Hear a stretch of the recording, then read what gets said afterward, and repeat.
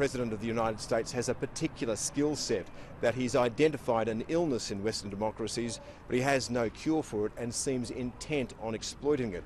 And we've also learned that he has no desire and no capacity to lead the world. The G20 became the G19 as it ended. On the Paris Climate Accords, the US was left isolated and friendless.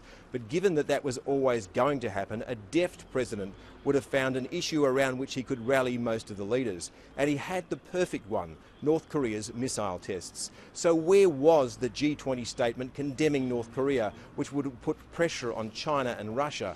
Other leaders expected it. They were prepared to back it, but it never came. There's a tendency among some hopeful souls to confuse the speeches written for Trump with the thoughts of the man himself. He did make some interesting scripted observations in Poland about defending the values of the West, and he's in a unique position. He's the one man who has the power to do something about it.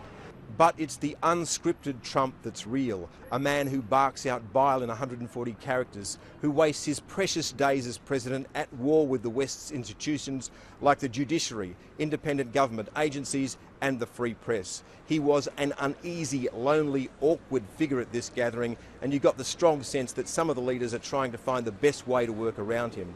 Donald Trump's a man who craves power because it burnishes his celebrity. To be constantly talking and talked about is all that really matters, and there is no value placed on the meaning of words, so what's said one day can be discarded the next. So what did we learn? We learned that Donald Trump has pressed fast forward on the decline of the United States as a global leader.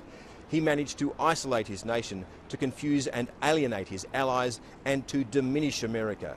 He will cede that power to China and Russia, two authoritarian states that will forge a very different set of rules for the 21st century. Some will cheer the decline of America, but I think we'll miss it when it's gone. And that's the biggest threat to the values of the West, which he claims to hold so dear.